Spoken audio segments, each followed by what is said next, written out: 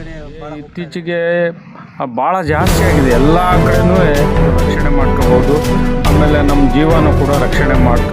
ತರೀಕೆರೆ ವಲಯ ಅರಣ್ಯಾಧಿಕಾರಿ. ಇದು ಸುಮಾರು ಒಂದು ವಾರದ ಹಿಂದೆ ನಮ್ಮ ಯರದಂಕ್ಲು ಗ್ರಾಮ ಲಿಂಗದಳ್ಳಿ ಶಾಖೆಯಲ್ಲಿ ಚಿರತೆ ಕಾಣಿಸ್ಕೊಂಡಿದ್ಮೇಲೆ ನಾವು ಒಂದು ಬೋನ್ ಇಟ್ಟಿದ್ವಿ. ಇದು ಇವತ್ತು ಬೆಳಿಗ್ಗೆ ಚಿರತೆ ಬೋನಿಗೆ ಬಿದ್ದಿದೆ. ಅದಕ್ಕೆ ನಮ್ಮ ಸಿಬ್ಬಂದಿಗಳು ಒಂದು ವಾರದಿಂದ ಕಠಿಣ ಪರಿಶ್ರಮದಿಂದ ಈ ಚಿರತೆಯನ್ನು ಸೆರೆ ಹಿಡಿಯಲಾಗಿತ್ತು. ಇದನ್ನು ಮುಂದಿನ ನಮ್ಮ ಮೇಲಾಧಿಕಾರಿಗೆ ಆದೇಶದಂತೆ ಇದನ್ನು ಬೇರೆ ಕಡೆ ಶಿಫ್ಟ್ ಮಾಡಲಿಕ್ಕೆ ನಾವು ಪ್ರಯತ್ನ ಪಡ್ತೇವೆ. ಸರ್, ಎಷ್ಟು ದಿನಗಳಿಂದ ಕಾರ್ಯಾಚರಣೆ ನಡೆಸಿ? ಇದು ಕಾರ್ಯಾಚರಣೆ ಒಂದು ವಾರದಿಂದ ಮಾಡ್ತಾ ಇದ್ದೀವಿ. ಅದು ಇವತ್ತು ಬೆಳಿಗ್ಗೆ ನಮಗೆ ಬೋನಿಗೆ ಸಿಕ್ಕಿದೆ ಚಿರತೆ. ಅದು ಆ್ಯಕ್ಚುಲಿ ಒಂದು 2 ಕರು ಮತ್ತು ಒಂದು ನಾಯಿಯನ್ನು ಇದು ಬೇಟೆಯಾಡಿತ್ತು. ಇದಾದ ನಂತರ ಇವತ್ತು ಬೆಳಿಗ್ಗೆ ಕರುನ ಮತ್ತೆ ಬೇಟೆಯಾಡ್ಲಿಕ್ಕೆ ಹೋದಾಗ ಅದು ಬೋನಿಗೆ ಬಿದ್ದಿರೋದು. ಸರ್, ಗ್ರಾಮದ ಜನರಿಗೆ ಹಾಗೂ ಸ್ಥಳೀಯರಿಗೆ ಏನು ಮಾಹಿತಿ ಕೊಡ್ತೀರಾ? ಮಾಹಿತಿ ಅಂದರೆ ಈಗ ಅವರು ನಿಶ್ಚಿಂತವಾಗಿರ್ಬೋದು. ನಾವು ಚಿರತೆನ ಈಗ ಯಶಸ್ವಿಯಾಗಿ ಕಾರ್ಯಾಚರಣೆ ಮಾಡಿದ್ದೀವಿ, ಸರಿ ಹಿಡಿದಿದ್ದೀವಿ. ಈಗ ಬೇರೆ ಬೇರೆ ಭಾಗದಲ್ಲಿ ಇದ್ರೂ ಅದ್ರ ಬಗ್ಗೆ ನೀವು ಕಾರ್ಯಾಚರಣೆ ಕ್ರಮ ಮಾಡಿ ತಗೊಳ್ತೀವಿ. ನಮ್ಮ ಗಮನಕ್ಕೆ ಬಂದ ತಕ್ಷಣ ನಾವು ಇಮಿಡಿಯೇಟ್ ಕ್ರಮ ತಗೊಳ್ತೀವಿ. ಮತ್ತೆ ಊರವರು ನಿಮಗೆ ಮಾಹಿತಿ ಕೊಡಬೇಕು. ಈ ತರ ಕೊಡಬೇಕು, ಮಾಹಿತಿ ಕೊಡಬೇಕು. ಅವರು ಏನು ಮುಂಜಾಗ್ರತೆ ಎಲ್ಲಾದ್ರೂ ಕಂಡ್ರೆ ಇಮಿಡಿಯೇಟ್ ಅರಣ್ಯ ಇಲಾಖೆ ಸಹಾಯವಾಣಿ ಇದೆ 1926ಗೆ ಫೋನ್ ಮಾಡಿ ನಾವು ಇಮಿಡಿಯೇಟ್ ಆಕ್ಷನ್ ಮಾಡ್ತೀವಿ. ಸರ್, ಈ ಭಾಗದಲ್ಲಿ ಈ ನಡುವೆ ಜಾಸ್ತಿ ಆಗಿದೆ ಅಂತ ಕೇಳ್ಪಟ್ಟಿದ್ದೀವಿ. ಇದಕ್ಕೆ ಕಾರಣ ಏನ್ ಸರ್? ಕಾರಣ ಏನಂದ್ರೆ ಜನ ಎಲ್ಲ ಕಾಡು ಕಡಿತಾ ಇದಾರೆ, ಡಿಫಾರೆಸ್ಟೇಷನ್ ಆಗ್ತಾ ಇದೆ.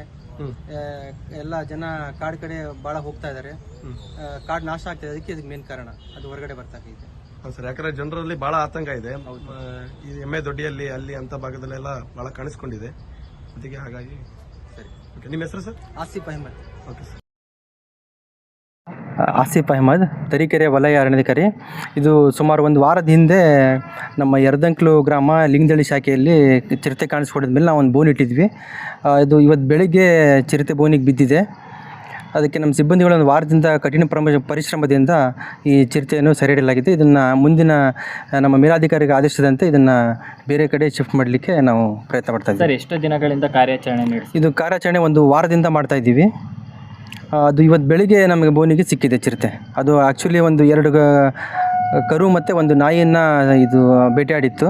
ಇದಾದ ನಂತರ ಇವತ್ತು ಬೆಳಿಗ್ಗೆ ಕರುನ ಮತ್ತೆ ಬೇಟೆಯಾಡ್ಲಿಕ್ಕೆ ಹೋದಾಗ ಅದು ಬೋನಿಗೆ ಬಿದ್ದಿರೋದು.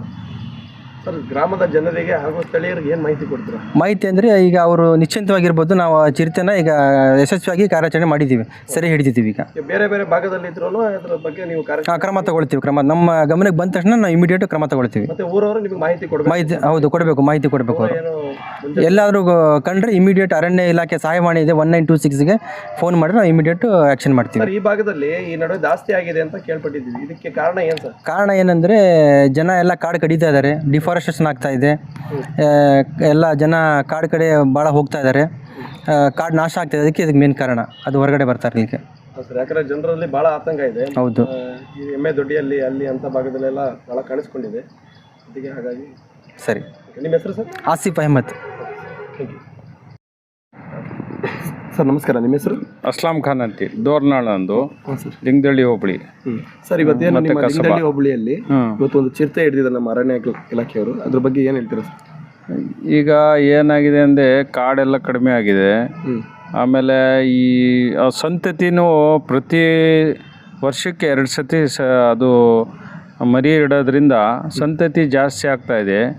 ವಾಸ ಮಾಡಲಿಕ್ಕೆ ಅದಕ್ಕೆ ಜಾಗ ಇಲ್ಲದ ಕಾರಣ ಏನಾಗ್ತಾಯಿದೆ ಅಂದರೆ ತೋಟಗಳು, ಹೊಲಗಳಲ್ಲಿ ದನ ಕರುಗಳು ಜಾಸ್ತಿ ಇರೋ ಜಾಗದಲ್ಲಿ ಅದು ಬಂದು ಬೇಟೆಯಾಡೋಕ್ಕೆ ಬರುತ್ತೆ. ಅಂಥ ಸಂದರ್ಭದಲ್ಲಿ ನಮಗೆ ಕಾಣಿಸ್ಕೊಂಡಾಗ ಅದು ಫಾರೆಸ್ಟ್ ಡಿಪಾರ್ಟ್ಮೆಂಟಿಗೆ ತಿಳಿಸೋದು ಒಳ್ಳೆಯದು, ಮುಂಜಾಗ್ರತೆಯಾಗಿ. ಯಾಕಂದರೆ ಪ್ರಾಣ ಬಹಳ ದೊಡ್ಡದು.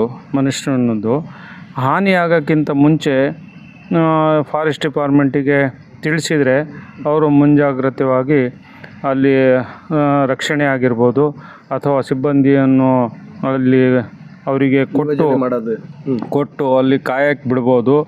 ಅದನ್ನು ಹಿಡಿಯೋ ತನಕನೂ ಕೂಡ ಅವರು ಆ ಜವಾಬ್ದಾರಿಯನ್ನು ವಹಿಸಿರ್ತಾರೆ.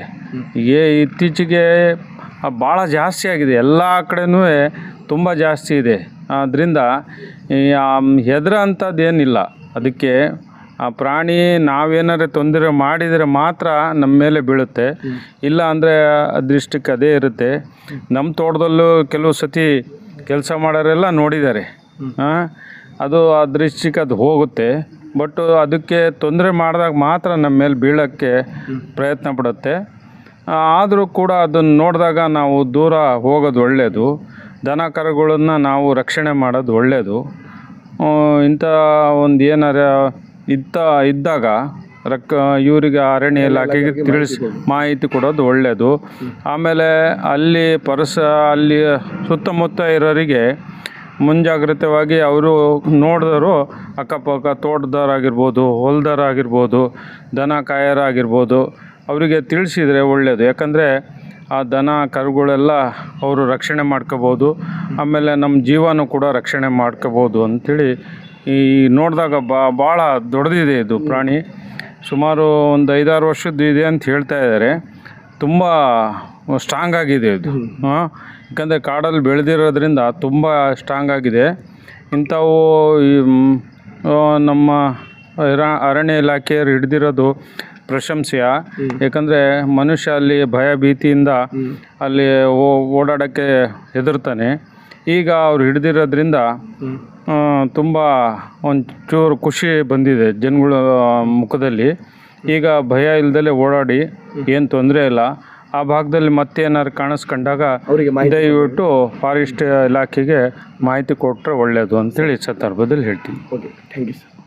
ಅಲ್ಲಿ ಅಕ್ಕಪಕ್ಕ ಹಳ್ಳಿಗಳು ಈ ಸತತ ಒಂದು ವಾರದ ಪ್ರಯತ್ನದಿಂದ ಮುನ್ನ ಅವರು 1 ವಾರ ಸತತವಾಗಿ ಕಾರ್ಯಾಚರಣೆ ಮಾಡಿ ಇವತ್ತು ಹಿಡಿದಿದ್ದಾರೆ. ಲಿಂಗದಳ್ಳಿ ಭಾಗದ ಅರಣ್ಯ ಇಲಾಖೆಯ ಮುನ್ನ ಅವರು RF ಅಸಿಸ್ಟೆಂಟ್ RF ಇವತ್ತು ಹಿಡಿದಿರೋ ಅವರ ಶ್ರಮದಿಂದ ಸತತ ಡೇ ನೈಟು ಅವರು ಮಾಡಿ ಇವತ್ತು ಹಿಡಿದಿದ್ದಾರೆ. ಆ ಭಾಗದಲ್ಲೆಲ್ಲ ಒಂದು ಒಳ್ಳೆ ಭಯಭೀತರಿಂದ ಹೊರ ಬಂದಿದ್ದೀವಿ ನಾವು. ಜನರಿಗೆ ಒಂದು ಮಾಹಿತಿ ಕೊಟ್ಟಿದ್ದಾರೆ, ನಾವು ಇದ್ದೀವಿ. ಹೌದೌದು ನಿರಂತರ ಇದರಲ್ಲಿ ಇದ್ದೇ ಇರ್ತಾರೆ ಅವರು. ಅವ್ರ ಕಾರ್ಯಾಚರಣೆ ಸತತವಾಗಿ ಇದ್ದೇ ಇರುತ್ತೆ ಮುನ್ನ ಅವರು. ಅದರಿಂದ ಇವತ್ತೊಂದು ಒಳ್ಳೆ ಕೆಲಸ ಆಗಿದೆ. Thank you.